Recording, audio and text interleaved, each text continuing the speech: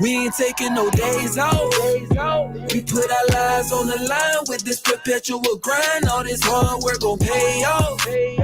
Our main objective is to free minds. We don't like to waste time. We don't ever show off. We rather move in silence.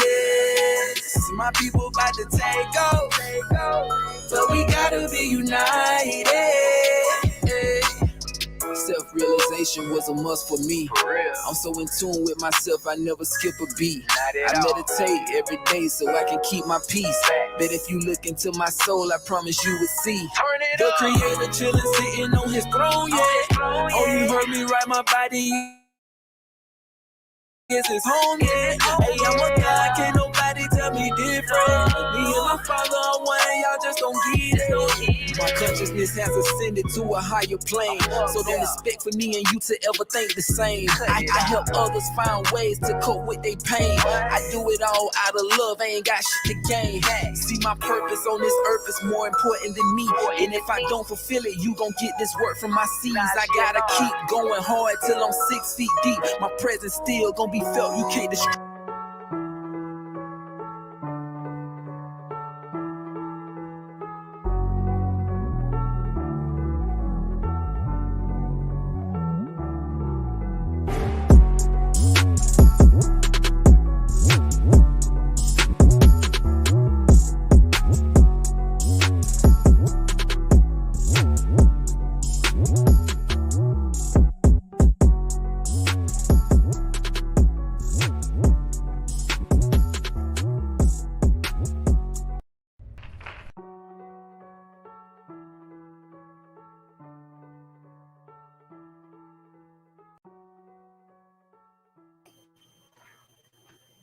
All right. Welcome. I'm back for round number 2, and we're doing something a little different tonight. So I do hope some people drop in. And if you're going to be part of the playback game, hit the like button. Today, we're going to talk about drama, and a saga. I'm going to get into 2 states that right now, outside of what we have been talking about, or have I been talking about on this channel, Dalton, Illinois, we're going to talk about a little bit what's going on in New York with their current mayor, and then we're going to give you kind of like a full-fledged breakdown of what's going on in ATL, because I have made some lives about the YSL trial and what has been going on. And I do have a follow-up announcement to make, because I made a prediction a couple of months ago. And I said that the Atlanta streets were going to be bloody. And we were following up on that conversation today, because we have some stories that I want to present to you guys, so you can see how the saga continues. But we're not going to just talk about the YSL trial. We're going to start off by talking about Miss Fani Willis. So she's going to be in the hot seat today. Let me put her on the screen. We got Miss Fani Willis, the Atlanta prosecutor, the DA of Fulton County, and some of the things that she's involved in. So let's get this broadcast started.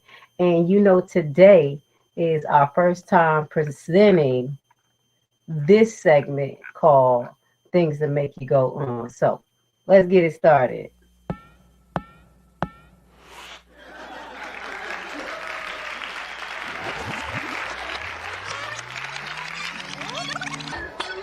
Things that make you go,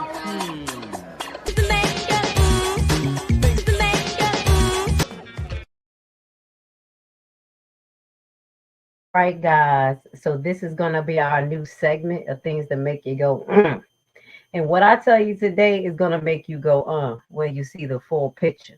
Because we're going to break down the full picture of what's going on in Atlanta. And literally, it can be a soap opera. Okay?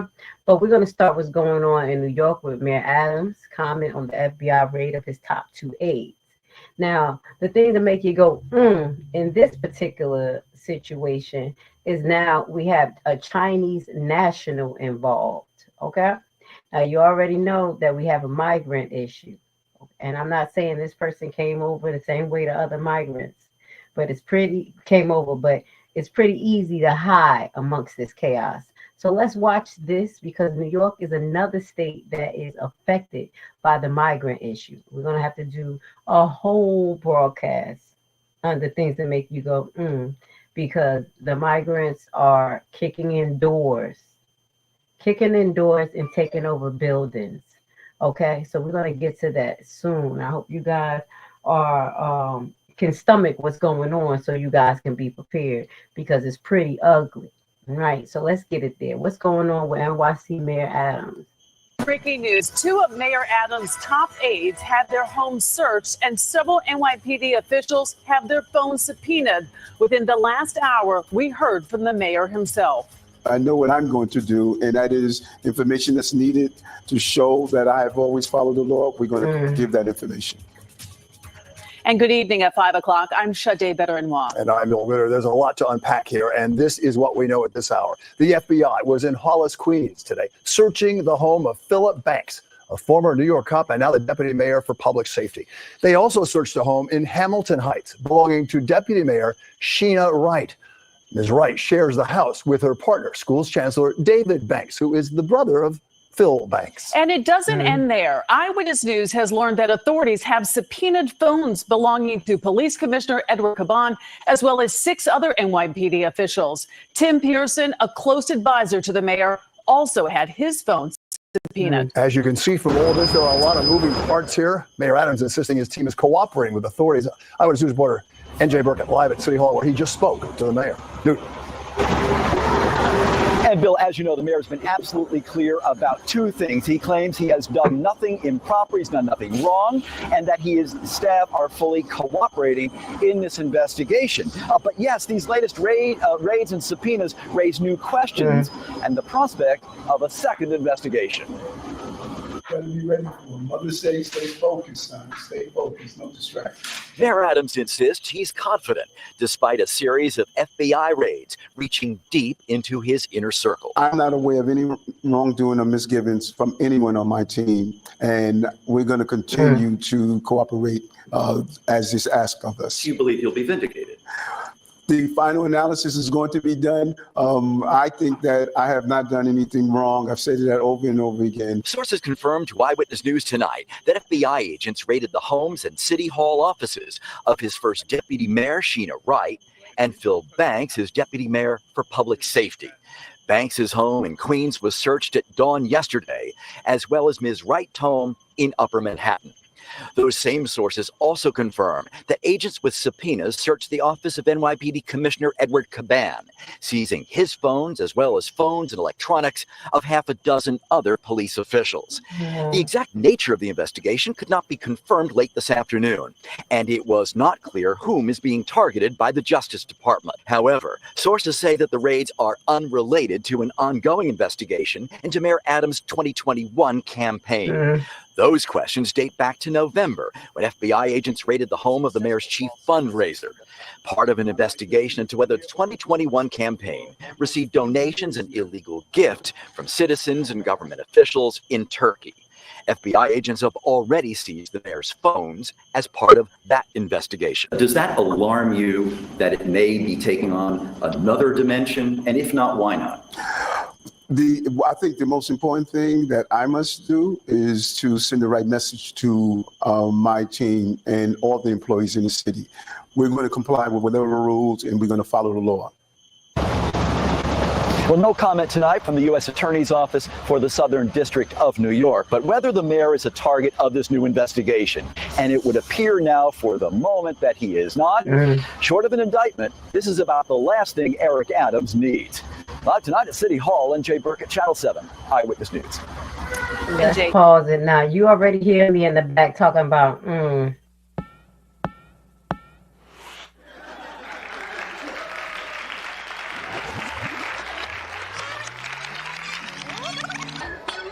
Things that make you go, Okay, and that makes me go, because I don't know how long this investigation has been going on with Mayor Adams, but they sure enough moved in pretty swiftly and quickly, the FBI per se. So it makes me go, because as you know here, we've been following closely the Dalton case. the numerous allegations and facts that has been put forth to the FBI to go get that mayor. And guess what has not been happening? So the thing that made me go, here is this political or is this a true issue? Okay. This is so, and it's funny because New York is actually pursuing Trump. And it seems like for the same allegations that they're trying to pursue Mayor Adams for. You see how it hits the list of things that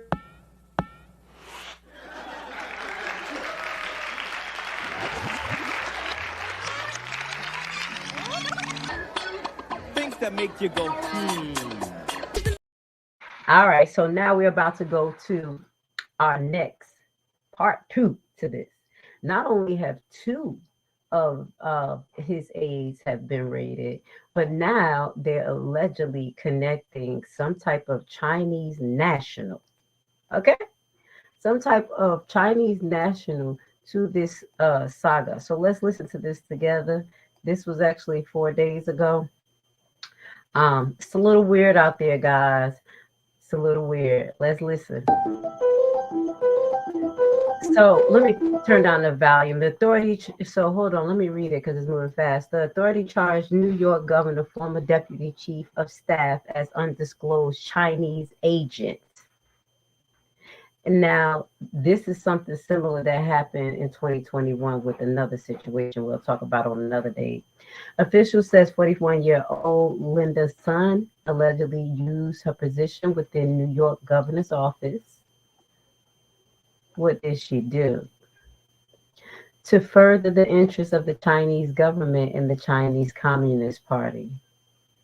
All right, so these are new allegations connected to his aid. So in return, authorities says Sun and her husband received millions in gifts and payments. Okay, do y'all see what's going on here? Let me move my booty off the screen so y'all can see the words as I'm reading it to you. Okay, let's get it. All right, so they received millions in gifts, trinkets and gifts. We have a lot of confidence in our case. A lot of the allegations in the center are frequently perplexing and overly inflammatory. And as you hear, let's see if it's talking. Hey, we're looking forward to the mic. As you perplexing, overly inflammatory. We have a lot of confidence in our case. A lot of the allegations in this indictment are frankly perplexing, overly inflammatory. As you heard in court today, we're looking forward to the microphone. The defendants are exercising their right to a speedy trial as soon as they can. We have a lot of confidence in Chris and Linda. They are the product of an overly invested. That reporter is so disrespectful. I'm sorry, he got on my nerves, yelling like, "Come to the microphone." That is just, it's not a good position to be in. Or an overly aggressive investigation. Excuse me. And we are looking forward to exercising our right to a speedy trial and addressing these accusations in the forum where it's most appropriate, which is a court of law. Sun was fired from the governor Kathy Hochul's office in March 2023 after they found evidence of misconduct.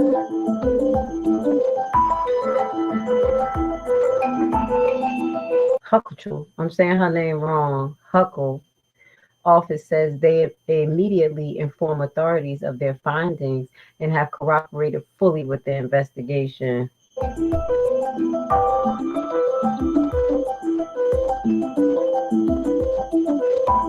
Chris Hunt's son's husband also faced criminal charges. See, that's why I told people keep on playing. It's who you associate with, and like you end up knowing stuff, and you get yourself right on that list. So that's a little bit more to what's going on in New York right now. So if y'all want to hear, let's see if they have something a little bit different in this particular broadcast. We're just going to show you one more, and then we're going to get to the saga and the drama that's going on in ATL right now. Y'all going to be like, this is ridiculous. We're going to show you the full-fledged outlook of what's going on in New York, okay? I do apologize, ATL. But we do begin tonight with the stunning arrest of former high-level aide to two New York governors, Andrew Cuomo and Kathy Hochul. That aide accused of spying for China. She and her husband now under arrest tonight. Linda's son accused of acting as an undisclosed agent, meeting with officials from the Chinese Communist Party. Son and her husband charged in Brooklyn federal court, accused of making millions in the scheme. Tonight, what they're accused of doing and what they got for it, allegedly. New York Governor Kathy Hochul expressing outrage tonight, calling it a betrayal of trust. ABC senior investigative correspondent Eric Kutursky leading us off tonight. Tonight, a former aide to two New York governors has been arrested and charged with spying for China. Authorities searching the Long Island home of Linda's son and her husband, Chris Hu. Federal prosecutors say the couple received millions in kickbacks from China and laundered the monetary proceeds to buy the mansion in Manhasset, New York for $3.5 million, a condominium in Honolulu, Hawaii for nearly $2 million, and various luxury automobiles, including a Ferrari.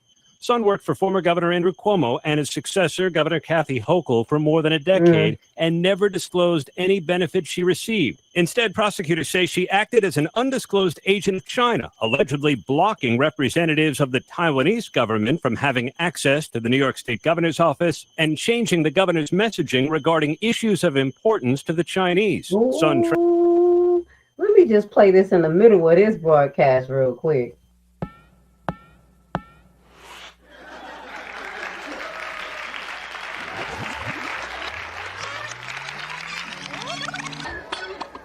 That make you go, That is deep, y'all. This is deep. So she was basically a Chinese informant, okay? And she was changing priority messages for the governor or the mayor, per se, that he needed in regards to national security. I was going to go a little bit deeper and start showing y'all some of the hot air balloons and things that were missing. That was out over New York. There was some Chinese balloons, like they said they were spy balloons. But I said I'm not going to go that deep. Let's just finish listening, and maybe I'll follow up on a later date with the full-fledged story of what's going on in New York, because it's a deep conspiracy. And it's just so weird. And it really makes me go, why are they moving so fast in New York to run down in people's house, seize things, and they're trying to build a case? There's one thing to investigate, as what they're doing in Dalton, just investigating. But there's another thing when you get warrants to seize stuff. And that's how I think that they should be doing with Mayor Hilliard. If they're going to do it to this mayor, and they're going to do what I show you, what they're doing to Fani Willis, they should do this to everyone across the board. So I just wonder, what is the marked difference between the mayor of New York and, his aides and corruption and all of the scandals that we've been putting up related to Dalton? It just really makes me think. Okay, let's just finish. Traveled to China, as seen in this photo included in the indictment, where prosecutors say she met with officials from the Chinese Communist Party. She and her family also allegedly received gifts from China, including tickets to shows, concerts, and events, as well as salted ducks prepared by a Chinese government official's personal chef. Son is a naturalized U.S. citizen who was born in China and rose to become Hochul's deputy chief of staff. Late today, Hochul responding. I'm furious and I'm outraged and absolutely shocked at how brazen her behavior was. It was a betrayal of trust, the trust of government, the trust of the people. And I'll tell you this, the second we discovered some levels of misconduct, we fired her. And a representative for former Governor Cuomo saying that while he was in office, Son had little to no interaction with the governor. If these allegations are proven in court, David, they'd represent a brazen, remarkable attempt by the Chinese to infiltrate government and steer policy in this influential state. Linda's son and her husband both pleaded not guilty to the criminal charges, and tonight they're free on bond. So that quickly escalated just from the aides being, investigated for, first they started off with the election money. You see what I'm saying? And now they just ran into their house. So I'm really just trying to figure this out. We're going to follow up on another segment of things that make you go, with New York. But I did want to start off with New York. And it falls directly under our subtitle, Corruption is a Cancer. corruption is a cancer, and what we're about to go over, we're going to show you how corruption is a cancer in Atlanta and the many different avenues it have spread to. So we're going to start off by just giving you a brief review or update of what's going on with Fulton County jails. Okay, Fulton County jails are directly related to this woman. Let's put her on the screen. Let's put her on a glass, Miss Fani Willis. Okay, so she is the DA of this county. So not only do we have cancerous mayors, we have cancerous alleged corrupted DA. And this story goes deep. It goes deep into the streets of Atlanta, where I believe the action and the inaction of this mayor is leading to many people dying in Atlanta right now. Celebrities that you know and everything. Okay. So she is over the YSL. She's not directly over the YSL trial, but we know her prosecutors are prosecuting the YSL trial.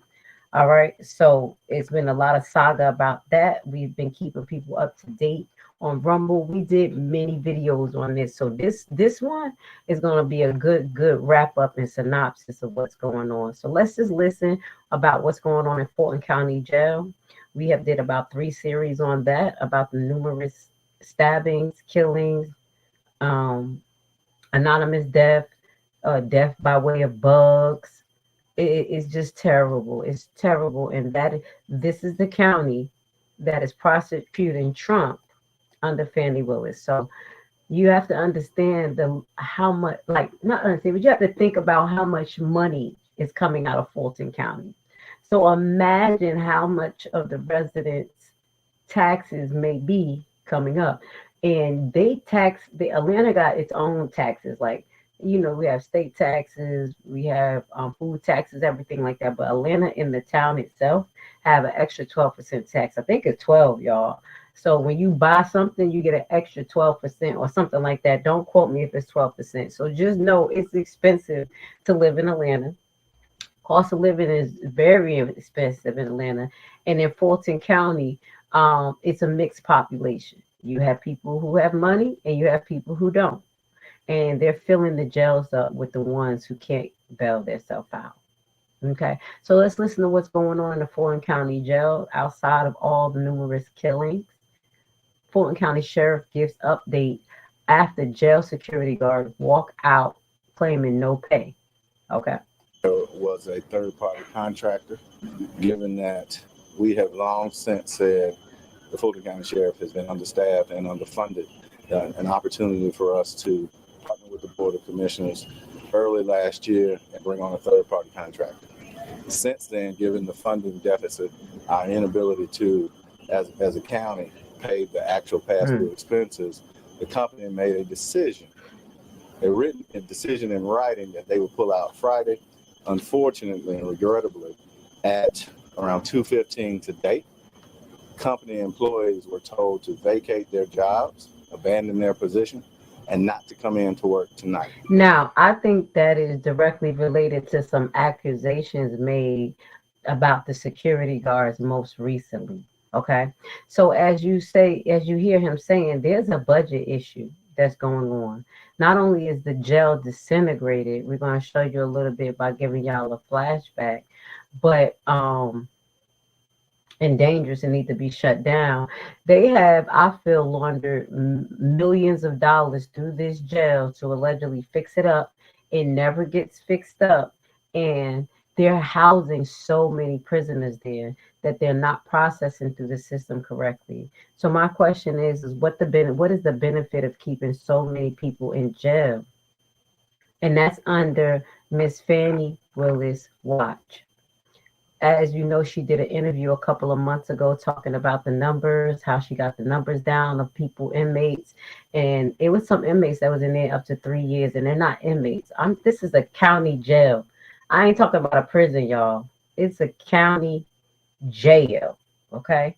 So there's been people sitting there for 3 years, allegedly deemed incompetent and things like that. So this saga is very, very big. I'm going to say that. and is intertwined in a lot of levels of life. So the security guard company wanted to come out and speak a little bit. So we're going to hear a word from the security guard company. And some of these clips, whatever clips I play for you guys, that, I'm not going to play them all. I'm going to put at the bottom of the screen. And again, shout out to, I didn't give a shout out. That was Channel 11 News, ATL. And this clip is brought to you by Channel 11 News as well. So let's listen to what they have to say. But then we're going to flash back because 2 weeks ago, Fulton County Jail security. Oh, let's play that first before we have to hear what he has to say. Because these security guards, the ones that I believe that are charged in this, have to be connected to this company. You see what I'm saying? And that's why we're doing this segment, because it make you think.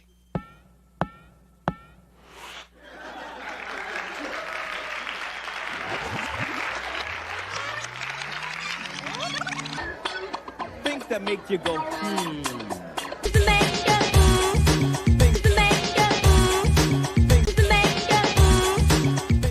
Yes. Okay. So now let's just play this right here. This is the four Fulton County Jail security officers charged in contraband sting. Okay.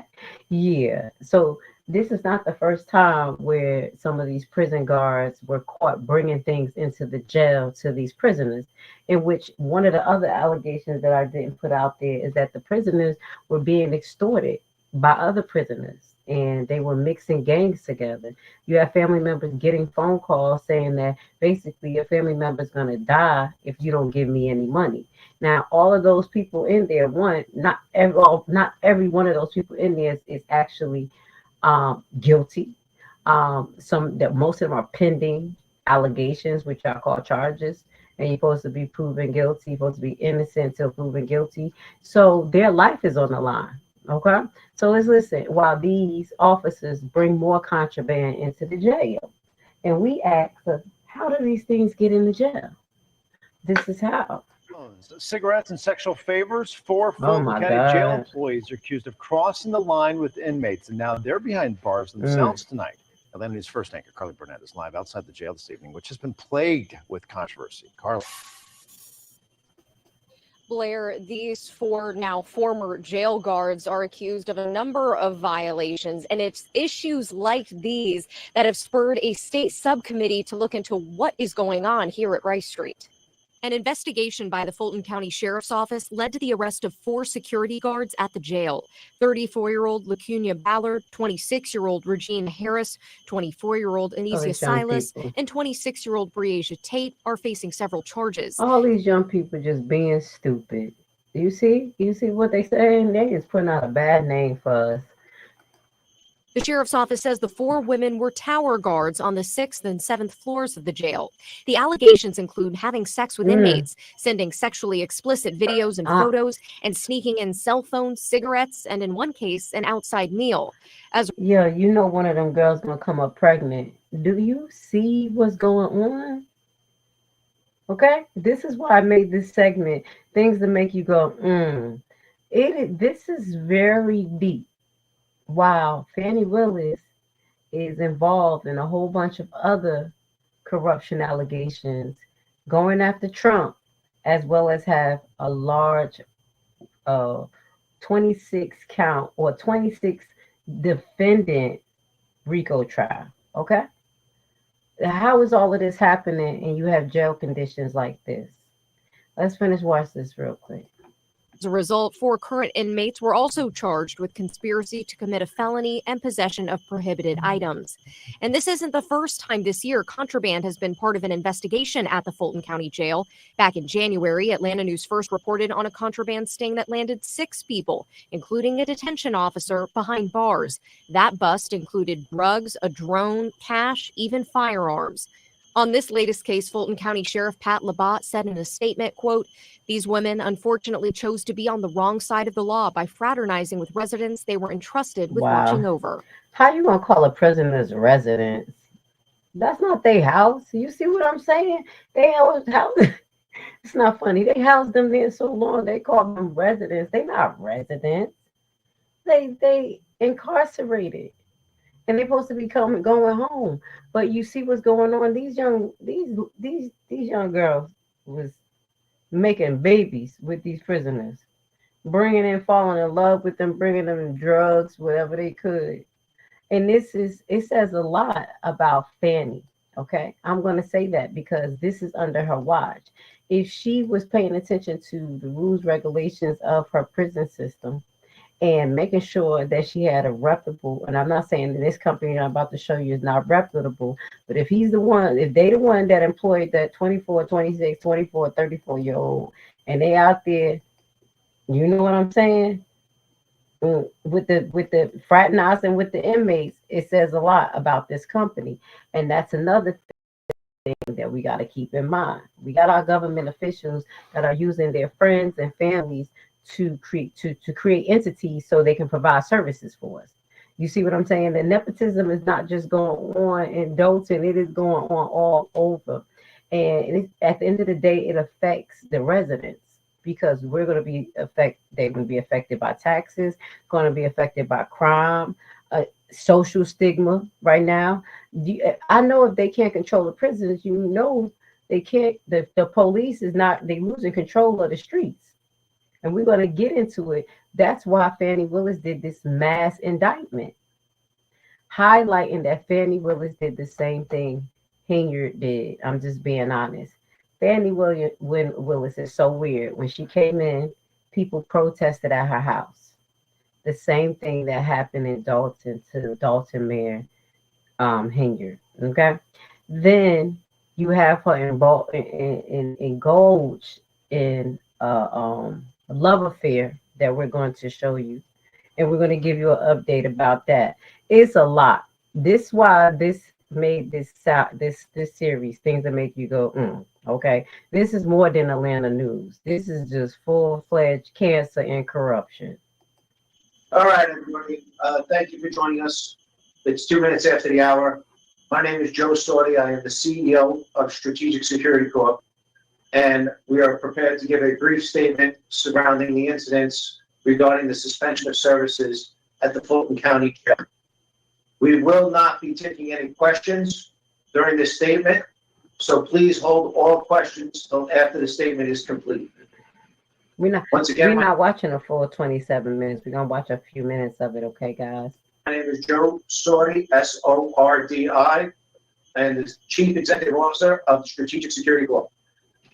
This contract has started on or about July 1st, 2023. Provide security guard supplement. What? Wait a minute. This a new company? Because Fani was in there before 2023. Oh my God. This is bad. This 2023. They just made it to a year. Oh, you know this is a problem. Let's finish listening. Services to the Fulton County Jail. That's approximately 80 security guards. It initially started at 40 and has ramped up to 80 to provide supplemental duties to the deputies performing the jail services. These are non-direct contact services with the inmates. These are ancillary services such as... Oh my God, so they're not even really correction officers. They babysitters. They're supposed to be just probably logging in and walking around. You heard what he said? And this is what a contract was set up for? That's why it's so dangerous in there, because they know half of the guards in there, those 80 people, that's an adjunct help, can't touch them. Now this makes sense why it's chaotic, and this is bullshit. This is bullshit for real. Doorways, entrances, and exits. Immediately in the contract negotiations, the Fulton County Jail requested that we pull back a clause regarding non-solicitation of our employees. Typically, we have that in every type of contract. Every security provider does, whereas a company cannot solicit for direct hire of their employees. It was conveyed to us that they wish to remove that part of the agreement so that if a security guard wanted to elevate his career and become a sheriff's deputy, he could.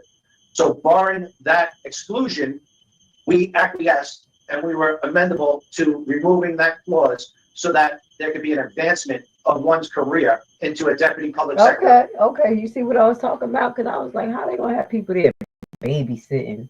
So there was it wasn't an amendment agreement with this private company to allow their workers to possibly move and be bridge into their program. Because as a contractor, they can't really like promise us positions. We're not supposed to do that. Position, which obviously would pay more, and there's spring of 2024 when it was apparent that the county jail was not able to fulfill its end of the agreement and pay for services. Being a former law enforcement officer and a public servant, it was with a heavy heart that we had to set a deadline for a drop dead date if we were to pull out of this contract. We gave them till March 28th to provide an answer if they're able to come up. I'm sorry, not March 28th, August 28th, to provide an answer if they're able to come up with funding for the project. We had several communications to them throughout the course of the day. The deadlines came and passed. Then on March 28th, as it was looming, the definitive deadline, the drop dead date where we were going to suspend services, we finally got communication back and engaged in communication with the Fulton County Jail. They so disrespectful. They was calling they bluff. Okay? We'll listen to like one more minute of this, and then we're going to just do a little flashback on one of the videos where we talked about what was happening with Fulton County, and this is going to highlight some of the funding. One of the times that funding was allocated to Fulton County Jail to fix it up, and nothing happened. Allegedly, money laundering. But I'm going to shut up. Moving forward. Subsequently, we sent over a revised addendum to an agreement with terms outlining conditions for payment of services and subsequent terms to ensure that all parties are fairly represented. The contract deadline for that came and went, and we placed several more calls to representatives of the jail. All right, so what I'm going to do is leave that right there so you can see there's a pattern. You see how this vendor's trying to get paid, and they're supposed to be reputable vendors that's actually providing services, and how they wasn't getting paid, they were having issues. What were they using the money for? Because they sure enough wasn't using the money to maintain the jail. They was not using the money to maintain the jail. We're going to do a quick flashback, okay? And this was a video that I did a few months ago. It was about 3 months ago. This was the 3 months ago one? Okay, and it's just going to highlight Atlanta News. This is my segment, Atlanta News, when Fani Willis jail. Basically, they were held in contempt for failure to make reform. Okay, that's how bad this meter freaker is. Okay, let's play this real quick. This is a like flashback. There we go. See, it was two videos. I know I ain't crazy. There was one video where this was about 6 months ago. Atlanta News first. They were comparing Fulton Jail to Guantanamo Bay. Okay. But this is the most recent one before we get to that. Fulton County Jail, 100 doors not working. This was the article that came up 3 days ago, most recently, about Fulton County Jail. Now, this is under Fani Willis, okay? I was excited to say it, but guess what? It seems like more than one prison system in Atlanta is stuck. And it's also a Clayton County as well. It's terrible, guys. It's not a joke. We with you. I understand y'all pain. It is all over. So what we're going to do is highlight some of these corruption across the United States on this page. And we're going to talk about solutions. We're going to talk about, things from a different perspective. You know what I'm saying? Because that first case with New York, it's so funny how they move forward so fast, raiding and everything. And you got people in another state like Illinois, people sitting on it. Now, I know all governments are different, but there are people called the feds, and the feds are the one that ran down. So I'm just kind of trying to figure out, like I said, things that make you go, you start to think on why do they react a certain way to certain places and certain people. Could it be affiliation? Could it be something to do with retaliation? Let's listen. It's terribleness. And I think this goes on state lawmakers across the United States. Again. Hold on. This is a problem across the United States. Y'all know that my bro is locked up in Jersey. And I think Jersey prisons is just as worse, but they ain't dying as fast like this. So let's go. State lawmakers had the Fulton County Jail under the microscope today. They want to find out what the problems are with operating the facility and how the state can help. Fox 5's Angelique Proctor joins us from the jail with observations from state senators. Angelique. Let me start right here. I don't even like the statement to start off how the state can help, because they already gave Fulton County hundreds of thousands of dollars. We talked about that. I don't like the way this is starting. So let's watch it. Well, good afternoon, Christine. They asked a whole lot of questions. It was actually over a couple of hours. But these Georgia senators on this subcommittee decided there's really no way around it. They say Fulton County needs a new chief. They need to shut down. Yep. These are senators asking questions, friends on both sides. We have enemies on neither side. We're here to find out what's going on. The chairman of the subcommittee on the Fulton County Jail set the ground rules early. Sheriff Patrick Labatt told the committee significant progress has been made in reducing the jail population. So you know what they were doing, y'all? You saw my face like, They were shipping them out to private prisons and trying to send them out to other prisons that will contract with them that was out of state. So they were sending these people who were not convicted to other, not prisons, to other jails. Let me correct that. To wait out their time to get transferred back to Fulton County to see a judge. Mind you, we have a whole YSL trial going on where it seems like that's the only thing that's going on in Fulton County right now. Okay? Okay? Through both outsourcing and diversionary programs for nonviolent offenders. Let's stop right there. She also got money not only to fix the prison. She had another prison package to get these prisoners out of here and prosecute their cases and hire more lawyers and prosecutors and judges. It was money coming into Fulton County. So when they do this investigation of how the money is allocated, they're going to see that it went all over the place. Now, what I will say, what I don't like and what I'm hearing, all of this nonsense, like they're investigating her about the spending and stuff, it may lead to nowhere land. And we're going to stop right there because we're still waiting. Hold on. Let me see what I said here because we're still waiting. We're going to show you where she's at with her that indecency case. I'm going to call that inappropriate dating case. You know why? You know why?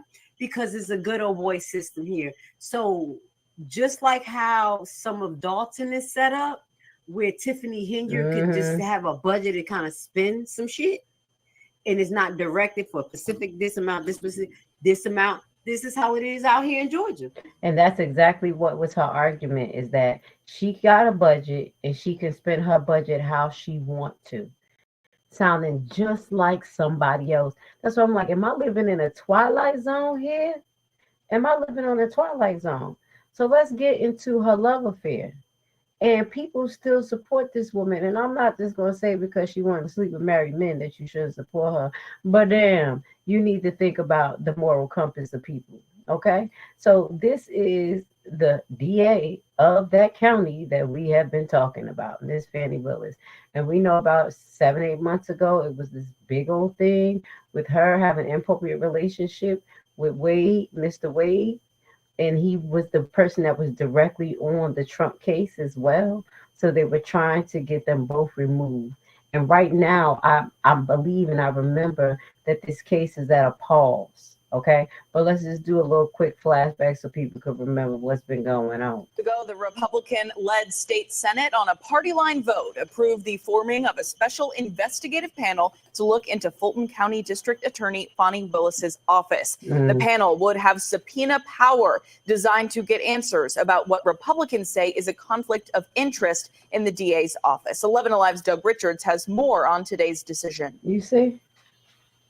Republicans in the Georgia Senate are going after an allegation made in a court filing that Fulton District Attorney Fani Willis has had a self-dealing relationship with a well-paid special prosecutor hired to carry a criminal case against former President Donald Trump. It becomes more and more clear this was prosecution for personal profit. Republicans want to use the special committee's subpoena power to get answers to questions the Fulton County DA has declined to answer so far. And same thing. She refused to answer Freedom of Information requests. She has a current lawsuit that's going going against her and her office from Miss Ashley Merchant, the one who came to court for Still when they were trying to lock up Still. Yes, this is really, really like a cancer. So she has a lawsuit pending from Ashley Merchant, and they were talking about that in front of the Senate. I think it was a hearing where Miss Merchant was talking about just her trying to Freedom of Information request things that she needed for the case, and they said that they weren't obligated to do that because their entity wasn't basically by law held to give that information, as though the DA office was a separate entity from the damn government. Done it. Sound about right. I would just have to play this right now. We got to hit it on the head. Are we not making you say this?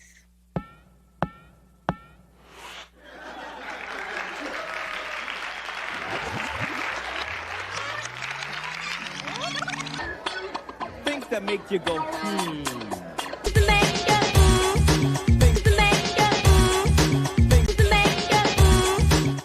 Yes. So let's finish. Listen. About her relationship with Trump prosecutor Nathan Wade. Records show Willis's office has paid Wade more than $680,000. The judge in the case is scheduled a hearing on that very question. Hold on. We know there are motions already. Hold on. Let's just pause because we just talked about money being infused into the prison sector, the prosecution sector, the money that she's control over. You see what? And you see the state of the prison. So, and then you hear that it's allegations. Not only is she, doing her thing with a married man, but she was overpaying this man. Okay. Overpaying him way more than the other prosecutors in there and other contracted prosecutors. Right. That's why we know about the allegations that have been made that will be resolved by the court. So we have a process that is already going to deal with the substance of these allegations. Democrats argued the Senate already has an ethics committee that could issue subpoenas and investigate the Fulton case. So my thing is, why haven't they did it?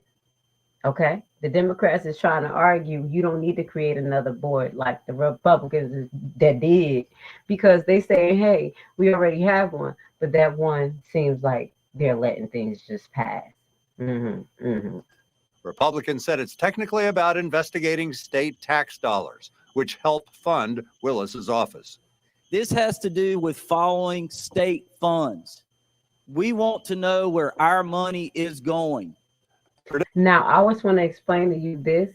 The reason why the Congress is talking about that, and, they have the senators talking about that, is because they're in charge of commerce. And that's their only real, I remember I told you, separation of powers. So they can, create treaties or put, what do they call it? It's right at the tip of my tongue. Put tariffs on countries. They regulate commerce, and that's why they said we're gonna create this, because we're gonna look at this like a tax spending issue. But I don't understand why it's not being moved towards Dalton as well. So maybe that's why we're sharing this, because people from other states that's going through this corruption, obviously New Yorkers are as well, Illinois is as well, and we have Georgia. So who do we run to? Because obviously on a state level something is not right. So they are allegedly making these boards. So if you know about these boards that's being created, maybe you can send a letter to get your local corrupted representative looked at. You know what I'm saying? Predictably, the Senate voted on a party line vote to form the investigative committee, which will consist of a sizable majority of Republican senators. So I know I didn't like the last part, how it turned political, but like I said, if people want to choose a political side, I think everybody needs to be picked evenly. So we won't have this type of nepotism. We got 5 Democrats, we're going to have 5 Republicans. If that's what y'all going to do, that's what makes sense to me. Okay. Now we're going to move. Don't want to take that off the screen. I do want to say a shout out to Rumble. because I have not been on Rumble for a couple of weeks and I have been neglecting you. I'll put myself on the screen. I have been neglecting you. I appreciate you, Rumble. I see you guys. I jump right on there, out there like, there she go with all them side topics. But I've been caught up with Dalton, and I wanted to give my all to Dalton. So let's get back to it. Tonight's segment, things that make you go, So remember I said nothing gonna happen to her, and people probably got annoyed like, what do you mean? Obviously nothing is happening to this broad, and she right now, and she's pulling a Hillary Clinton, just doing what she wanna when she want to.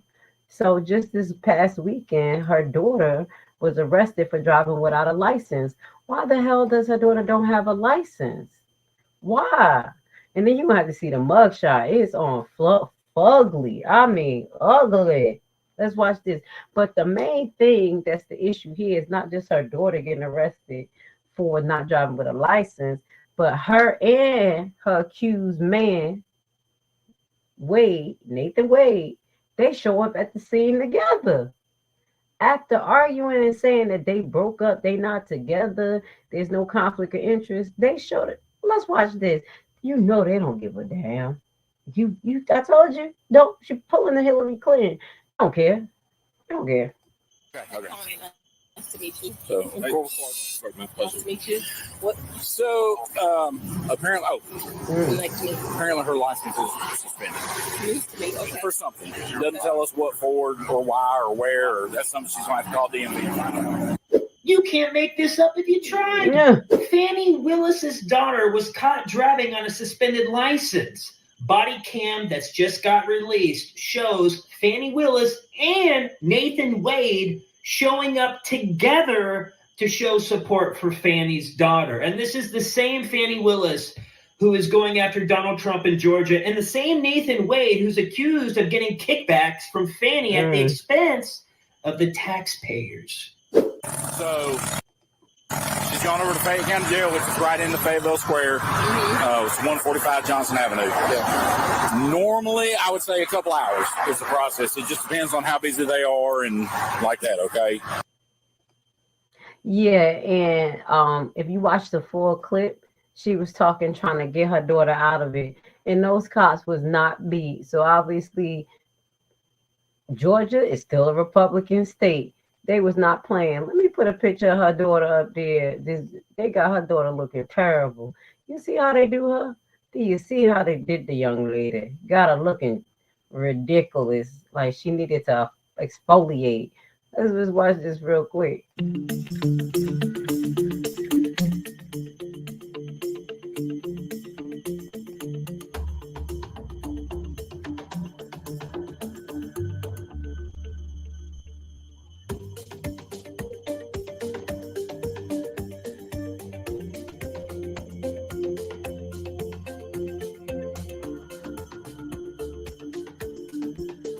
Revoke. Oh no. You saw that? Let's go back. Yeah, I saw that. They tried to slip that shit by us. They said this was revoked. Hold up. Wait. Had revoked license. It wasn't suspended. It's revoked. Don't revoke mean you can't get it for a long time or forever ever. So you telling me her mother didn't know that? And then had to be the nerve in a car with a girl who couldn't drive. You know she was a dumb criminal. The girl was like, I'm not driving that car. She was like, listen, I haven't drove in years. I'm not touching it. And Nathan Wade and Fani Willis showed up.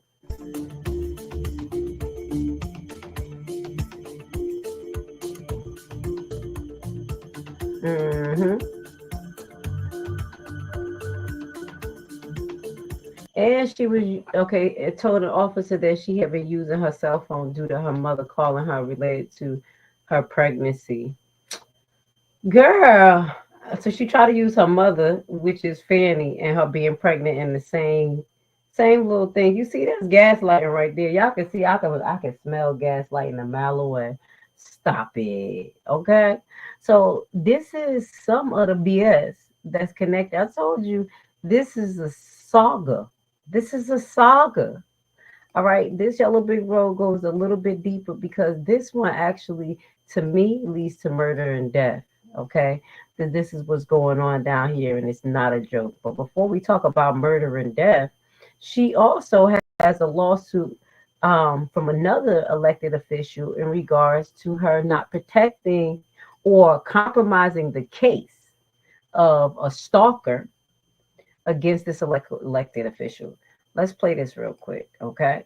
Yeah, Fani Willis is dead in the hot seat. Dead in the hot seat. If y'all thought Henry was bad, this story gonna make y'all feel better. Stalking case that a state representative says has been a living hell for her has come to an end. Representative Misha Manor told a judge before the sentence was handed down that she still fears for her life. Senior ITM reporter Dale Russells followed the case and was in court when the sentence was announced. The whole thing has just been a nightmare. Georgia State Representative Misha Manor sat on the back row of a crowded courtroom and watched a man accused of stalking her plead no contest to aggravated stalking charges. Corwin Monson, who violated an earlier protective order and has been locked up in jail, will soon be eligible to get out. And let me give you a heads up. When he was released, she did not find out that he was released. And they tried to stop her from pursuing him anymore, even though he was still stalking her because he wanted to run for some type of office. Tell me that this is not crazy. Not crazy. Let's finish listening. He is not a stand-up guy. He is a bully. He is a rabbit. And an emotional Representative Manor told the judge she thinks Corwin Monson will ultimately kill her. So I will have a gun, and he was an elected official. I don't know if he still is now, but he was running for a position. I don't think he got elected. But Fani empathized with him so much that she was trying to sabotage this case, allegedly. the police officers that I know have said if once you shoot the gun, you got to shoot to kill. It all started in 2019 when Misha Manor was running to be an Atlanta City Councilwoman, when she told a volunteer campaign worker he could no longer work for her. Tonight, street outside right here in the cool. Y'all know how we do it. This is the volunteer, Corwin Monson, on his Instagram page promoting the La Cura nightclub.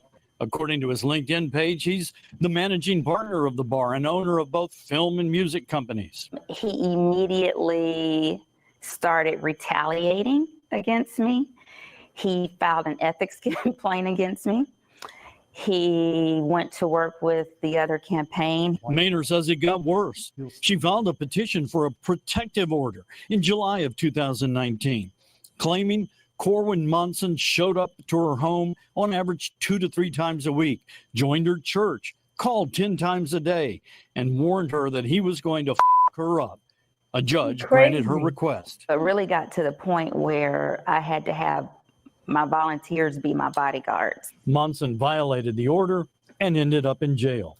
Misha Manor went on to win a seat as a member of the State House of Representatives. How do you believe that count? No. Friday morning, Monson brought the case to an end. He entered a negotiated plea of NOLO, or no contest, to aggravated stalking and violence. And when you enter a NOLO, it kind of stopped you from getting a charge. And that would allow him to run from a position he was trying to run for. And Fani had no problems with that. When this man has been stalking her since she tried to disconnect from him when she was running for her position. Okay? Yeah, the saga continues. This gets better, y'all. That's why my Dalton family, I want y'all to feel good when y'all watch this. Y'all gonna realize that y'all not in the world by yourself. We're gonna show y'all many different places across the United States and maybe outside that has corruption. I think that's our angle here. We're gonna highlight corruption on this channel. Let's get to it. We're gonna have fun and we're gonna kick ass and talk stuff. Violation of a protective order. NOLO means he doesn't admit guilt, but he will accept the judge's punishment. Exactly. People come after me with these After hearing Representative Maynor ask for a tougher sentence and express fears for her life, Judge Kelly Lee Ellerby added a psychological evaluation of Monson to the negotiated plea, and she gave Monson a stern warning. No contact at all with Ms. Maynard. No contact directly. No contact indirectly. No sending her a message through another person. Judge Ellerby sentenced Corwin Monson to serve 1 year of a 3-year sentence, 2 years on probation. But because he's been in the Fulton County Jail for about 10.5 months, he'll be out in a month and a half. From the Fulton County Courthouse, Dale Russell, Fox 5 News. And when they let him out, they did not tell her. So this was 2 years ago. This started, and escalated, because there's an update for about 4 months ago where she actually then pursued a lawsuit against Fani Willis related to this case. Okay, so let me just show you where we're at 4 months from now. This is another lawsuit that Fani has against her. Fulton County residents can't deal with this. This is not right for us to have to go through. I mean, it's not right. I'm gonna claim myself as a Fulton County resident too. Now I'm really close to Fulton County. Okay. District Attorney Fani Willis now being sued by a state lawmaker. Republican Representative Misha Maynor says Willis, among others, didn't do enough to prosecute Maynor's stalker and even work to help him get less jail time. You see? LA News First political reporter Doug Reardon is live outside of the Capitol for us tonight, live at 5. And Doug, Maynor's case has been going on for more than 6 years. Why file a lawsuit right now? Right, Tori. We asked her that exact question when she gave us a couple of minutes here at the Capitol today. And she said she tried to do everything that she could behind the scenes to handle these problems, and even got some stalking legislation passed here this session, but got no help from the DA. So she filed a lawsuit seeking some accountability. Maynor was stalked in 2019 by a former staffer who was working on her state house campaign at the time. She was granted a restraining order after his behavior became, quote, unruly and belligerent, according to the lawsuit.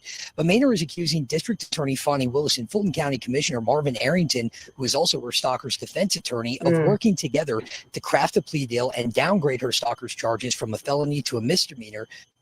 And I watched a video a couple of weeks ago, or probably like last week, of a full interview of this young lady actually talking about the evidence that she was disclosed, where Fani and him, the lawyer, or his defense lawyer, were bargaining, and then they made a plea deal and did not tell the victim, in which they were supposed to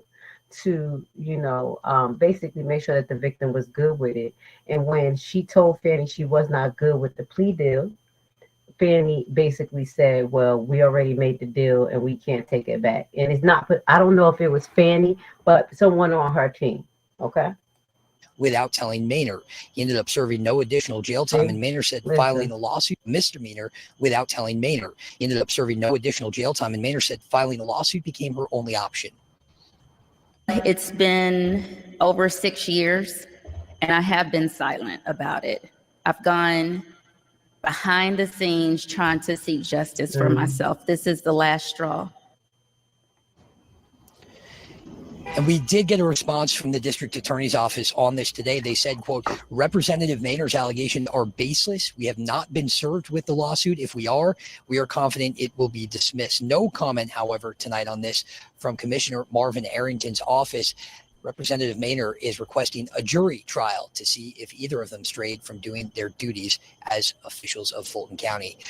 And that may be the closest thing to justice that she can get, a jury of her peers, if her peers are not biased and they really, respect the justice system. Because I have seen sometimes people get in front of the jury and the jury just be just over it. And they just be like, after a long trial, they be like, guilty, can we leave? So just be mindful, if you ever played the position of a juror, that it is very important. People's life is in your hand. So this is the lawsuit. Let me see if there's anything different here. And then we're going to get into the meat and butter. Okay. We're going to get into some heavy info, where I believe that the info I share with you is directly connected to the actions of Fani Willis' prosecution team and her governance. Okay. there is some things happening in the streets of Atlanta that it is starting to be a problem. Let's go. Fulton County DA Fani Willis is now facing a new legal challenge. State Representative Misha Maynor is now suing Willis, the Fulton County Ethics Board, and Commissioner Marvin Arrington. Now, Representative Maynor. So in here, you hear that the Ethics Board is also being sued. And I'm glad I played this as only a 52-second clip because you get to hear a little bit more. The Ethics Board in Georgia is compromised, point blank, period. I sent the letter to them about a judge, and they didn't find nothing wrong with this judge literally saying that the prosecutors was his friends and that asking them how their weekend was, how was the barbecue, personal shit, right in front of me, very unethical. Yeah, I do believe that board is very compromised, and I'm glad that she brought a lawsuit against them as well. Says that she's a victim of a years-long criminal stalking case. In the lawsuit, Maynor says that DA Willis failed in her duties to protect her from her alleged stalker. And she also claims the DA did not fight for her as a resident of Fulton County. Commissioner Marvin Arrington is also named for allegedly mishandling the case as the attorney for her alleged stalker. So within the last 90 minutes, we heard from a spokesperson from the DA's office in response to this. The statement says, quote, Representative Maynard's allegations are baseless. We have not been served with a lawsuit. If we are confident it will be dismissed. Okay, so we're going to keep y'all up to date on that one. But now we have some burning news. A couple of lives ago when I started to talk about this case, and I really need you guys to hone in, the YSL case. This YSL case is being taken place in Fulton County under this DA. And the prosecutor is moving very, very crooked. Okay. We already talked about the jail and the prison, the jail system. I keep calling it a prison because they can compare it to Guantanamo Bay, but the horrendous prison system. Now we're going to get into the corrupted government as far as the trial. Now, I don't want to really get into the trial, I think, because there's so much going on, but we're to the point that this gentleman still, the old Judge Glenville, I don't have his picture up there. We had a whole party when his ass was about to lose his job. That was a great video, okay? And he ended up losing his position after that, shortly after, and we have another judge on this case. Now, the issue is that I stated, if they continue with this trial and they continue to ask these witnesses that they have forced to come on the stand, it's going to be a problem in Atlanta. I made a video that basically highlight that it was going to be a bloody summer in Atlanta. We're going to get to that. But before we get to that, I want to share an article that is brought to us by Hip Hop DX. Okay. Hip Hop DX, I'm going to read it to you guys. And this is an allegation that is brought to the public attention from Trump. Okay. And I'm like, yo, this is exactly what I heard my son tell me a couple of months ago. My son, and he really not into this stuff or the streets, but it was buzzing so much that allegedly Fani had some type of relationship with one of the YSL members or a street guy out there. Okay. So in this particular article, we're going to put this article up here. Hopefully we don't get dinged for showing it, but this is Hip Hop DX and we're going to read it to you. Okay. So this is the allegation. Young Thug YSL co-founder slept with Georgia DA, claims Donald Trump. This is August 9th, 2023. And I heard this same story from my son, who knows nothing about this, but he hears them talking in the street. This is the district attorney that we have right now, allegedly fighting the case against Trump and 26 other alleged gang members, and has a corrupted jail system. So Young Thug YSL collectively continues to make headlines for bizarre reasons. This time, thanks to Donald Trump claiming that Fulton County District Attorney Fani Willis once slept with one of its members. The former presidents allude that Willis connected to the YSL co-founder Free Mondo. So we're going to show you Mondo because Mondo just did another interview. And his first interview, we're going to show you one of the older interviews where he said that the district attorney, Fani, was his lawyer. And she was like an auntie to him. And he would never knew her to be like this. And he literally was the last case that she represented as a lawyer before she became DA. Okay. And you guys can fact check all of that. Okay. So now what's going on is that Mondo Crenshaw during a rally earlier this week in New Hampshire, where he's accused the prosecutors of having an affair with the gang member. Okay. They says that this young woman, they call her young racist in Atlanta. They say she racist against white people because how she coming that Trump case. So I'm laughing because I know black people could be racist, but it's rare that people claim that we racist. But I'm gonna just keep it because they do say some weird stuff. Her and the New York district attorney that was going after Trump was saying some crazy stuff though. They say that they say that she was after a certain gang and she ended up having an affair with the head of the gang or gang member. And this is a person that wants to indict me. She got a lot of problems. This is Trump, but she wants to indict me to try to run for some other office. By the way, she wants to indict me for a perfect phone call. This is Trump just talking stuff. Okay. So Trump unsubstantiated claims stem from Rolling Stone interview with Mondo in January, which revealed that Fani Willis previously represented him in 2019 aggravated assault case.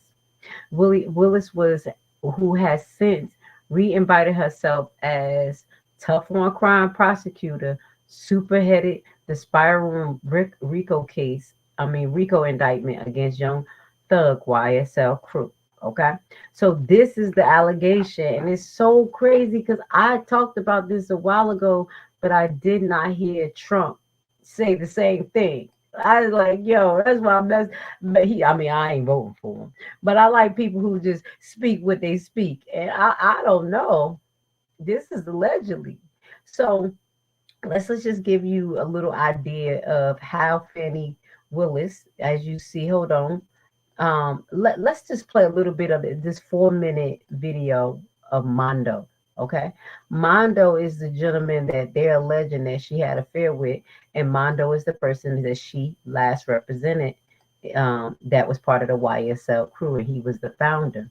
So it's just so crazy how Mondo and Young Thug started beefing because Mondo was trying to say he was the creator of YSL, the street whatever, and that Young Thug took it and made it his own. And I do believe that because Young Thug, when I looked into him and how he was, he basically built his career on kind of copying other artists like Lil Wayne.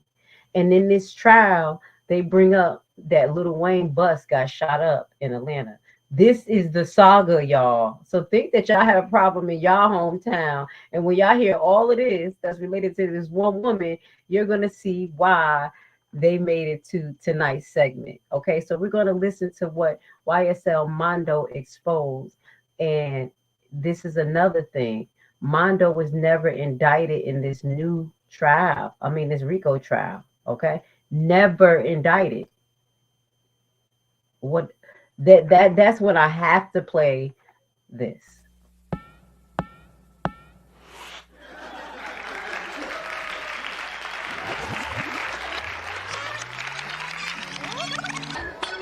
Things that make you go,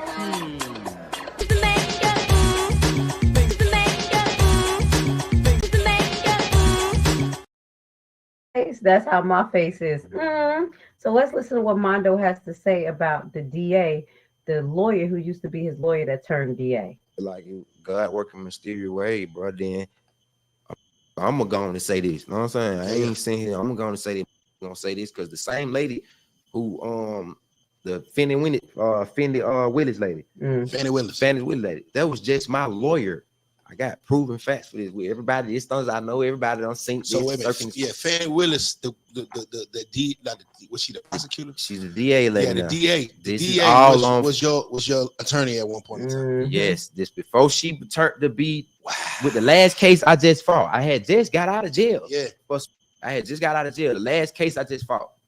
I was the last case she was doing before she turned to be the DA. Wow. So she switched sides. She was on defense, and then she went. This on wow. honest to God truth. This ain't nothing that can be hid. People know this. I got the video on my page right here. Matter of fact, we can do this live interview right now to show you. So she represented you on a case right before this case that she is. That's what I'm trying to tell you. Wow. How God working. Wow. This the honest to God truth. It ain't no cap in this. Somebody gonna when you this interview, they're gonna say when they but he wasn't lying. This already they come on, man. It's just how God. I'm telling you, bro. God working mysterious ways. So you think that she tried to use some of the things? You think she that couldn't? She can't. That's conflict. That's like conflict of interest. You were just my lawyer. So how can you turn around and try to indict him? Don't sound like you just my lawyer. You just represent me. Fani Willis was the lawyer of one of the founding members of YSL, and then she turns around years later and indicts the YSL. Yeah, it wasn't even like a year. It wasn't even years later. It's probably like it was like 2-3 years later. It was years later. It's about 2. How has it nobody said anything about that? How is that not all over the news? How is that not something that's brought up? If Fani Willis was representing members of the YSL, then why is she now the head DA of indicting and arresting members of the YSL? And we're going to start right there because I'm going to leave these clips for you. It's getting a little juicy, y'all, right? This is literally a soap opera, okay? So Mondo is the gentleman who allegedly Miss Fani Willis, was representing before she turned DA. And then as soon as she turned DA, she had a full 56 count indictment against these people who he allegedly started the YSL. And as I told you, Mondo and the other gentleman who's on trial right now started beefing to say that they were the starter of YSL. So it's just weird how he's indicted and right here, Young Thug and Mondo is not. Okay, so these are some of the things that's going on. So let me just give you a little brief breakdown of how she got the power to do this. Because in 2021 to 2020, things changed. We always had a RICO charge. The RICO charge was like what they used to charge the people to the mafia with. They was charged with RICO. So RICO always been there, but I guess they figure, oh, we about to use this. So around 2021, a bill was passed, Bill S7527, more commonly known as the Rap Music on Trial Bill, is introduced in the New York State Senate by Democrat Senator Jamal Bailey and Brian Holyman. So this is the start to a terrible relationship between rap and Fulton County Jail. So shortly after that, you're going to find, and this is brought to you by the founder.com, okay? So on May 22nd, Young Thug is taken into custody and placed in the Fulton County Jail. That's the jail that we're talking about, the jail that is terrible, that's falling apart. This rapper star is in there, okay? I'm just keeping it real. Not saying that he don't belong in there. Nobody belong in that jail, but that's where he's at. So you can see the full connection of, I'm surprised he ain't sick right now. So the rapper is one of 28. So excuse, I said 26. It's 28 members of the YSL, both the record label and rap collectively, charged with conspiracy to violate the state racketeer influence and corruption organization, RICO Act. In the 56-count grand jury indictment, the 88-page document alleged that Young Slum Life criminal street gang cumulatively committed, so it's cumulatively, and I'm saying it wrong, you know, like together, it's called cumulatively. So like you accumulated, committed 182 of overt in furtherance of the conspiracy. So it's overt acts.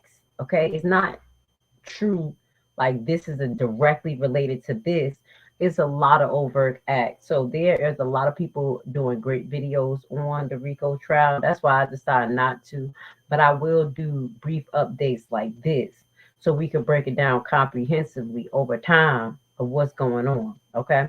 So they are charged with things like attempted murder, including murder, armed robbery, aggravated assault, deadly weapons, and this is what's been going down in the A.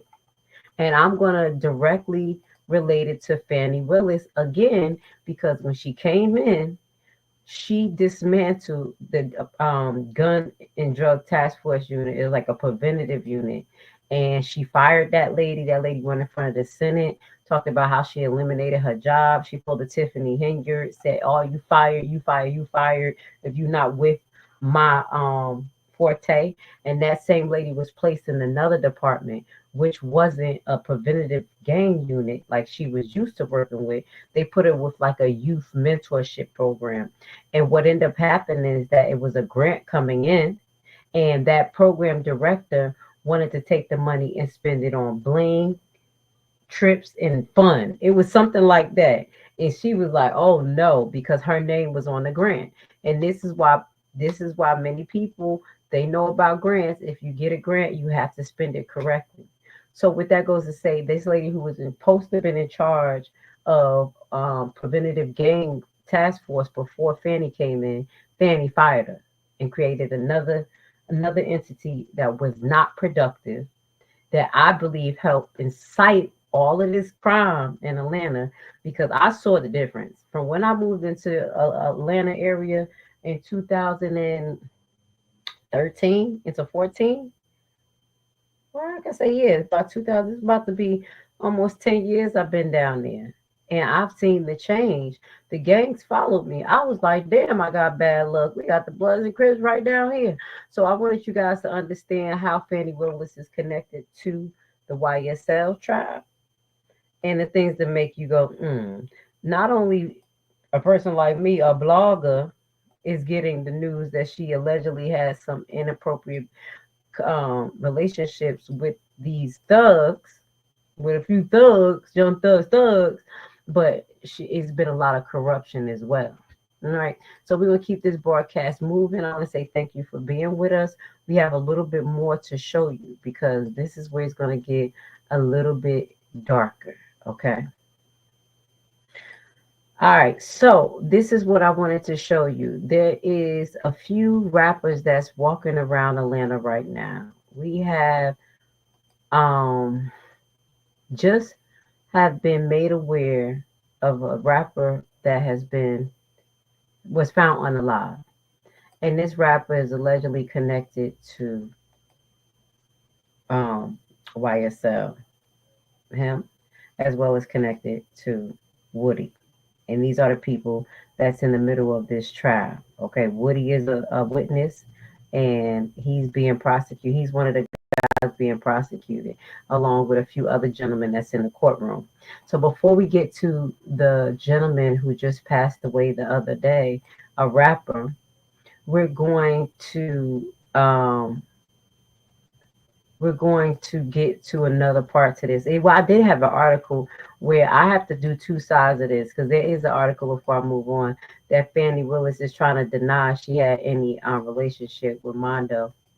You know what I'm saying? But let's just put that up there for a second to do both sides. Fani Willis, YSL Mondo, and Donovan Thomas. So that's what they were saying. Like, I don't know, was one of them, like maybe Donovan. They said, see, the way the stories were to me was that the person she was dealing with got killed. And he was like a big dude in Atlanta. And in my head, my conspiracy head, I think this would make her say, I'm about to get all of them, because she know who set it up or whatever. That's what I'm thinking. But this is all allegedly. But she has come out to say Fulton County District Attorney Fani Williams says accusations said had an affair with a gang member are just disgraceful, disgusting, derogatory, false, everything, according to the Atlanta Journal-Constitution.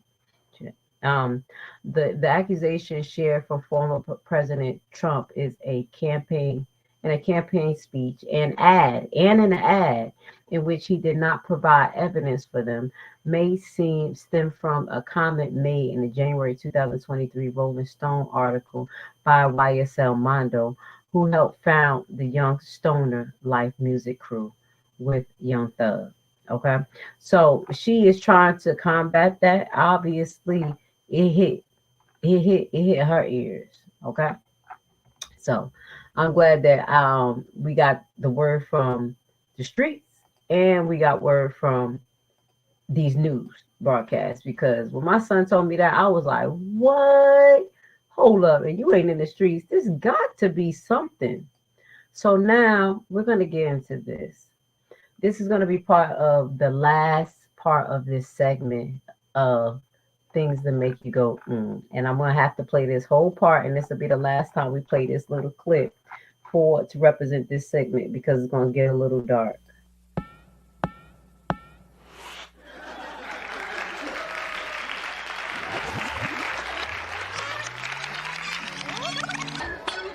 Things that make you go,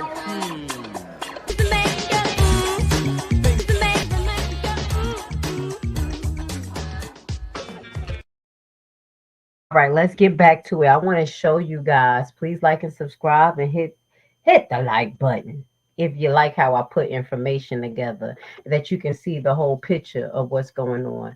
This young lady on the screen, this is the baby mother to Young Thug. She was unalive probably a couple of months before the indictment went through for Young Thug. If you guys follow his career, y'all will see that there was many changes going on with him. And allegedly he was on demon time, especially when you hear Lil Woody and this Lil Woody doing his interview, because they leaked the interview. The DA leaked this young man's interview. We're going to put him on the screen. This is how bad it is. They leaked his interview of him telling on all of Young Thug and everything, okay? So I want y'all to keep this in mind, because when we flash back to the people who are now, we're going to show you how there has been a rash of unalivings connected to this case. This is his baby mother, and this was a tragic event which did not make sense. But some people were saying allegedly that this was some form of sacrifice, because within this case, they talked about them doing E5 rituals. This ain't no joke, y'all. Yes, they said that these rappers, on the last couple of days, they did a live. I mean, when they were in the middle of trial, saying how they got caught when they was getting arrested by the police, or the cops ran down on them. They were in the middle of sacrificing a goat or something, like for real, like not a joke. So this is going on. And the E5, they call it a religion.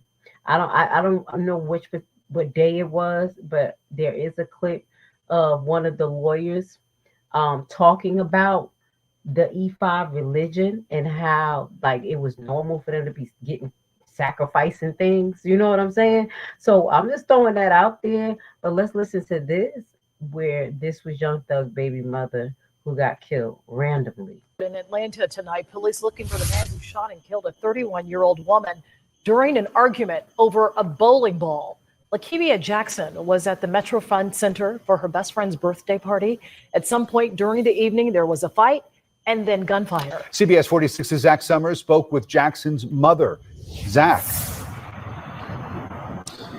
That interview, absolutely heartbreaking. You know, often police talk about conflict resolution. That did not happen here at Metro Fund Center last night. Instead, a young woman lost her life to gun violence.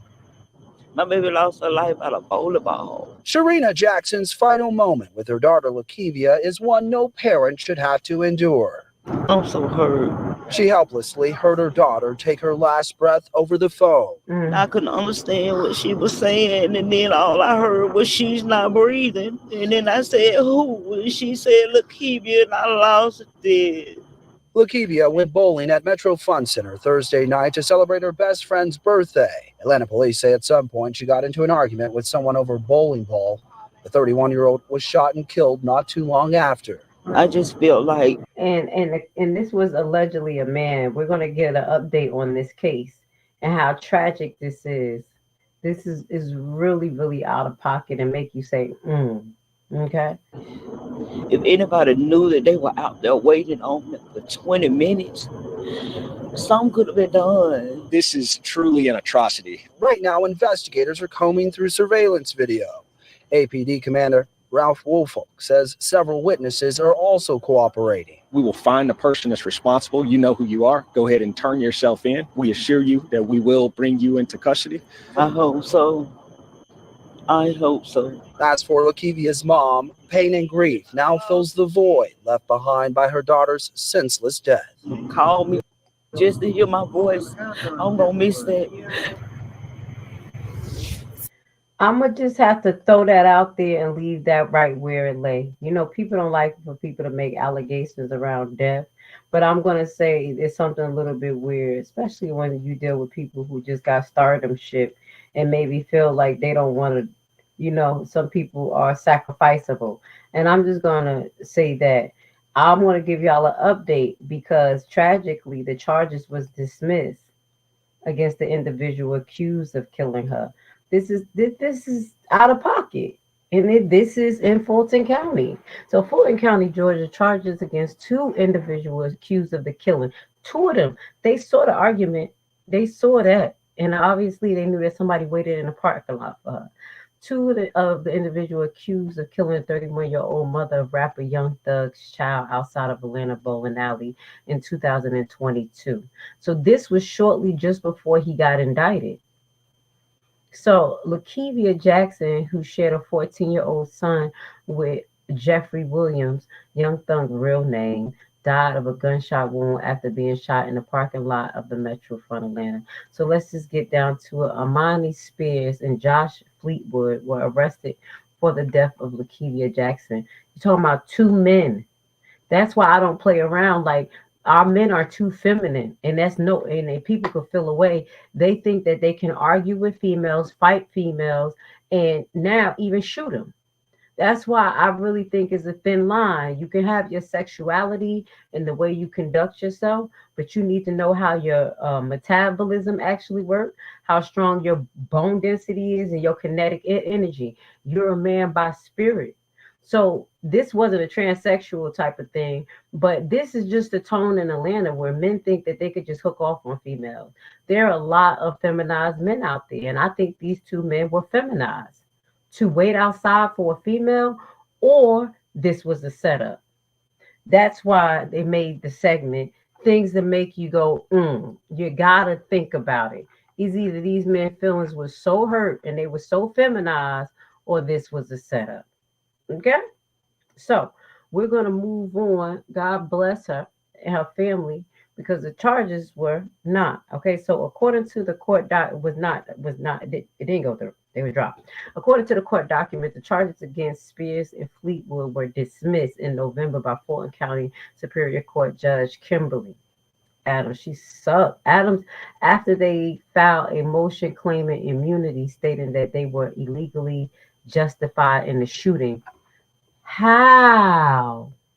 Let's read this. Adam ruled in the favor based on witness testimony, photograph evidence, and video evidence showing Jackson was the first person to fire a weapon. Jackson reportedly fired into the air first and then fired at the defendants who were running towards their vehicle. But they waited outside for her. And Georgia is an open carry state. That's why they say if you're going to shoot, you better shoot to kill. You see, I'm sorry to say, she shot in the air. She shot in the air to scare them, and they went back and shot her. Ames wrote that the fleet never showed his gun or physically threatened Jackson before she shot at him. Amen also wrote that Spears did not fire until Jackson had fired multiple rounds.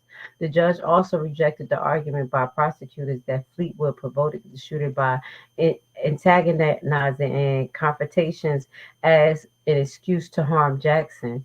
Instead, the judge wrote that Fleet de-escalated the initial verbal altercation between Spears and a group of women, including Jackson, inside of the bowling alley. This is the case. Man, we got to read this. I'm going to have to read this on another day. The judge ruled that Spears and Fleet established by a preponderance of evidence that each was acting in self-defense and in defense of others, and is therefore entitled to immunity from prosecution.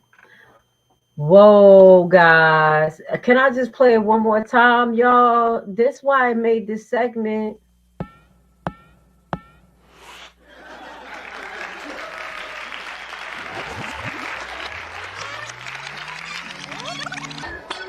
Things that make you go, Definitely feel like something is missing from here. So what we're going to do on a later date is that we're going to read this court case, and we're going to do a special in regards to this actual victim. Okay, because I think this is something is not right. Something is missing. Now that was the start of the death toll. Okay, here. I'm not saying the start, because there was other people that was dying in the midst of this beef with YSL and other people.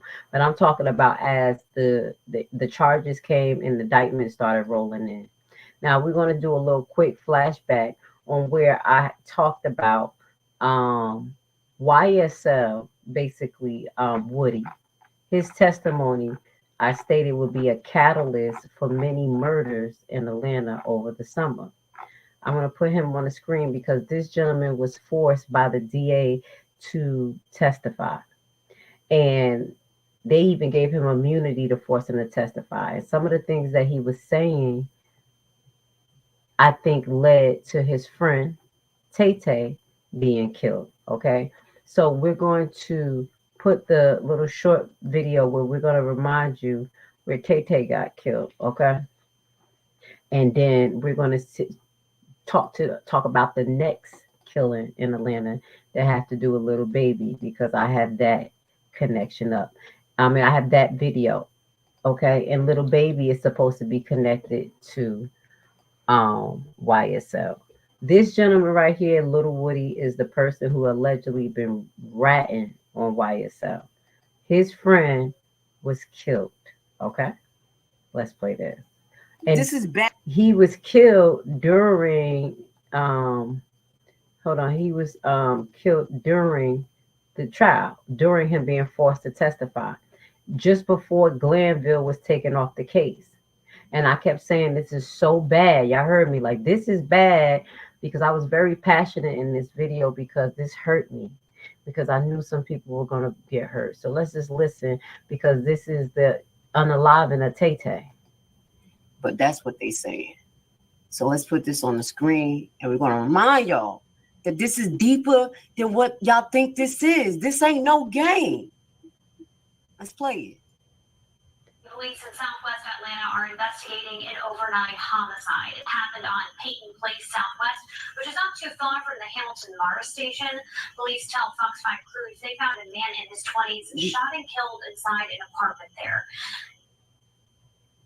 The person identified that was shot in Southwest Atlanta was a close friend of YSL Woody. That's why. The guy name is YSL Tate. And blessing. There are rumors circulating on the internet that somehow the Wham tweet that Young Thug dropped on Friday is somehow connected to the YSL Tate shooting that happened in Southwest Atlanta this past week. And also on Friday, there's been a lot going on. YSL prosecutor was back in court on Friday, and YSL defendants was in court. And they had to enter a plea bargain. All YSL defendants decided to not to take the plea bargain. So they're going to trial very soon. But a lot of people are talking about this YSL Tate shooting that took place in Atlanta over this weekend. He was inside his apartment when shots rung out, and he didn't make it. He's now deceased. And YSL Woody took to Instagram saying he will revenge his death. And a lot of people are saying that the tweet that Young Thug dropped on Friday. Look at this, y'all. Yes. Shooting that took place in Southwest Atlanta when Young Thug dropped the tweet. Someone from the account dropped the tweet. So this right here was something, you hear me? I'm like, damn, this is bad. It's about to get ugly. People are going to die. This is the baby, right? a little baby, whoever this guy is, little baby. Shortly after this particular incident, and this was the week where I was going down to Illinois, and I was like, dag, I can't even hone in on it, but it's happening right before our eyes.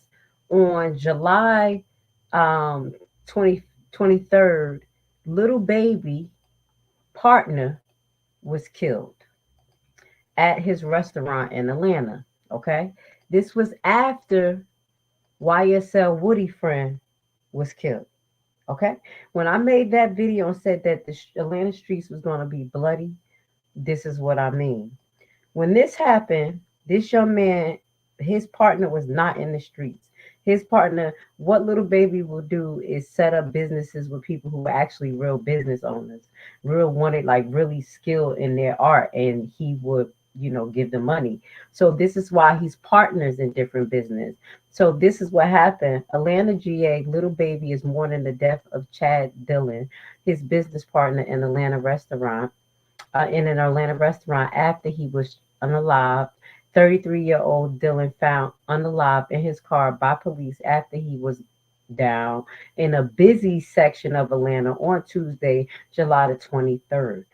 Dillon co-owner the seafood menu, that's the name, with little baby, and as well as other Atlanta staples such as the Boiler Seafood and Crab Boil. So he opened a lot of crab spots out here, and they make money.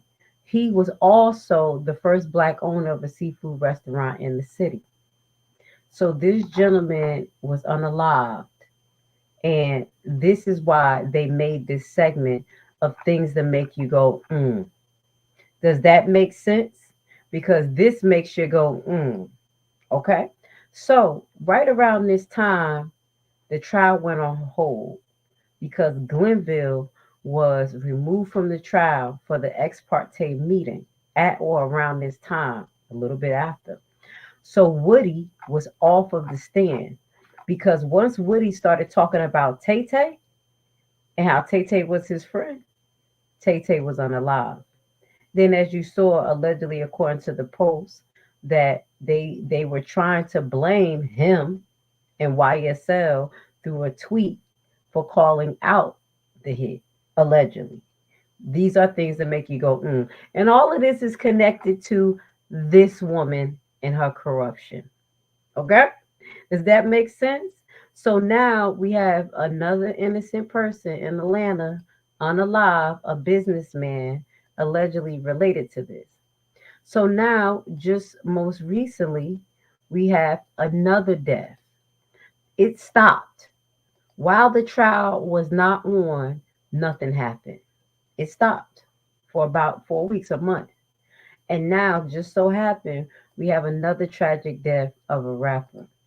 Now, people are saying that this rapper, it's not Mondo. What is his name again? Don't kick my butt. Hold on, it's right at the tip of the tongue. Rich homie Quan. Now, I don't know these people by listening to their music, but I know by watching this trial, I see their connection. Rich homie Quan was connected to YSL. They said sometime around their relationship, him and YSL had something indifferent with each other. But at the end of the day, all of these people grew up together. And the tables had turned against Woody. Okay? The table has turned against Woody. So I'm still trying to find out if this gentleman has more connection to Woody or have more connection to YSL, because you have a mixed theory here. But we're going to listen to how this young man allegedly overdosed. But shout out to the Family TV, because what we're going to only listen to is the girlfriend who calls to report his body. He wins when the family feels. Thinking over him. Morning. Well, he never came to bed last night. Sleep on the couch. I left him on the couch before I took my son to school this morning. Put a blanket over him. And now I just checked on him again because he never got up. I don't feel a heartbeat. I don't see him breathing. I'm Willie BB on my chest in the jungle. Hey, money, home money, I got commas in the So in this video, you will see him and YSL together in this video. You just have saw not YSL, but you saw a Young Thug right here in the video with him. They were coming up together, but you already know how this game go, allegedly. So this young man allegedly had a overdose. The word is that he just came in from out of town and he allegedly participated in this drug use by using it from certain people. Now, I'm going to let this other video play. I hope I don't get copyright, but it's all access viral media. And he has a lot of headbangers. I haven't listened to his show in a while, but what I'm going to do is I'm going to put this up on the screen and I'm going to let y'all listen to this last part.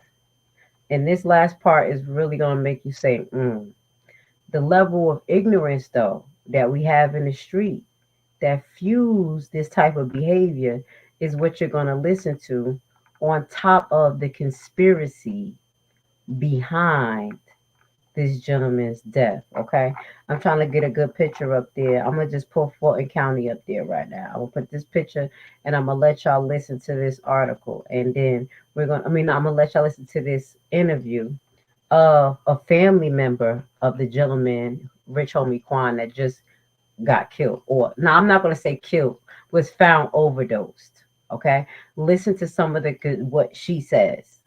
And literally, they said that his father is in a mental institution right now. This is the things that make you go, So let's listen to this, and then we're going to be taking this broadcast to an end. And I do want to say thank you guys for giving me a chance and coming in to listen to a new segment. We're going to be building more audience, a diverse audience. We're going to expand the conversation. But because I like to highlight corruption and what's going on, we're going to keep it under that realm to a certain extent, okay, guys? And we're going to get back into conspiracy. Shout out to Rumble. We're going to get back into conspiracy. I'm doing a special with y'all, Rumble, okay? I got some videos that we need to go over. So it's no need for us buying this shit in the street with these motherfuckers picking it up in their kitchen like dope. Now, this is his family member, okay? So, guys, this is Rich Homie Quan family member talking about his death. You see what I'm saying? We've been cooking. We've been cooking like me. I've been cooking dope since I was 12 years old. I can't even believe this lady done said this shit. I'm gonna be honest. In my life, I never heard people be so bold and out there, y'all. But I just gotta let y'all listen to this because this is things that make you go, I'm talking about blow it up, straight drop. I don't give a fuck how you want it. Look Nick at know how to Fani. cook it. But at the end Look of at the day, Fani. I bet you I don't sell no dope to nobody I don't know. Right. I bet you that. That's true. Absolutely. You know why? You know why I ain't gonna sell nothing to nobody I don't know? Because I don't know you. Right. That's a fact. That's the first rule. If I don't know you, you don't get served. Yeah, I don't know you, so you don't get served. You could be anybody. You could be the goddamn. I ain't gonna even say the police no more because it's bigger than the police. Hell, Right. It's a police in your family member. Like I got a police in my family. Right. Hey, you get me? So it don't even matter. My modem.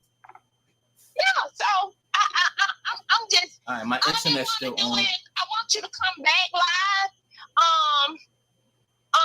Like Monday, Tuesday, and I got receipts. I'm gonna have receipts. I'm gonna have paperwork, so you'll be able to post.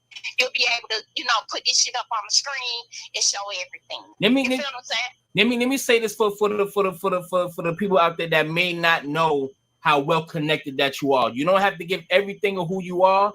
Trust me, this girl right here been on my show quite a few times years ago. This is my homie right here.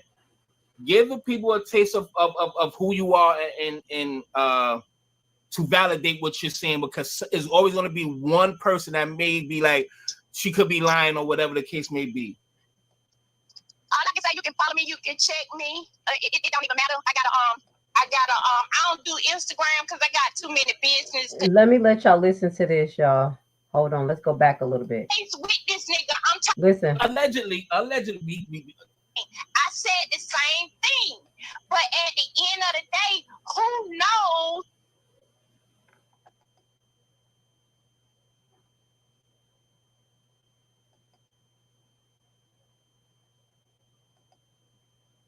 Uh-oh.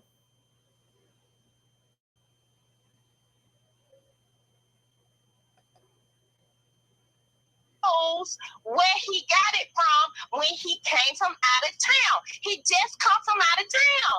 He been out of town, so he could have been separate. He could have already had some shit from out of town. Yeah, and I'm thinking that's where he got it from. He got it from because the niggas cousins, brothers, aunt who he was with. Like on the 911 call, you hear a boy say, "What aunt?" Yeah. Aunt is always with this nigga. I'm talking about 24/7. He's with him. So why he ain't there when he left? So he probably seen him fucking croak, die, respectfully, rest in peace, and bounce. That's what I'm saying. But what I'm saying is we don't know, because guess what? The family ain't even seen Aunt. I was about to ask that. No, so nobody ain't seen him since. Nobody ain't seen Aunt since. Nope. There you have it. Nope. It's the ones that smoke blunts with you, pop pills with you. Now they want to grab their guns and come and get you, huh? Yep, that's right. And you said it. I can't say it no better than that.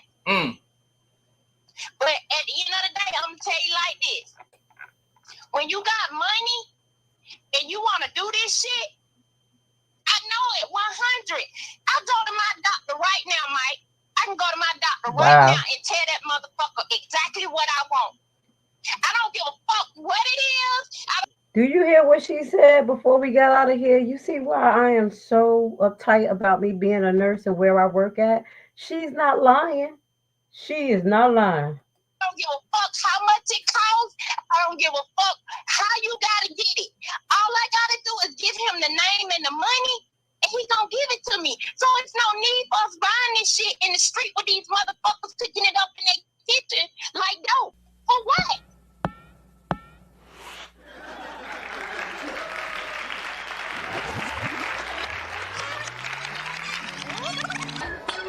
Things that make you go,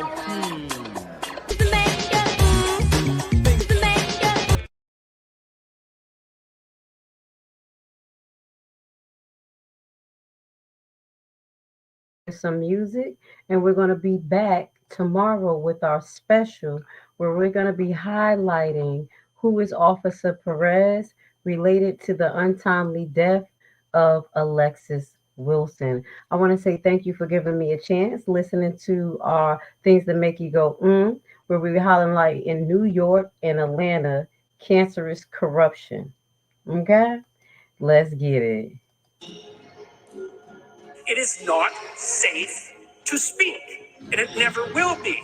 But the thing you got to keep in mind is that it's even less safe not to speak. Say what you think carefully. Pay attention to your words. When I first entered the truth, I wasn't naive, because I've been had a relationship with Elohim. He gave me the name Humble when I was 14. I mean, the first time I fasted, I was 13. One major key was I ain't know who was me. Neither was I following his laws to the T. But as soon as he revealed all this to me, it was like a rock and roll move the way I slid on my knees. Son up in your mean, I could feel the blood of the kings. First Saul, then Paul, I must correct the regime. Got me tapping in, trying to use my spiritual wings that had my whole mind twisted like the thread of a fringe. I was learning things that no man had taught me, obeying words in my head no matter what it would cost me. Dropping gems in my spirit, yet the wisdom was costly. Realized it was Yah, he wouldn't deal with me falsely. Have you ever tried to praise him with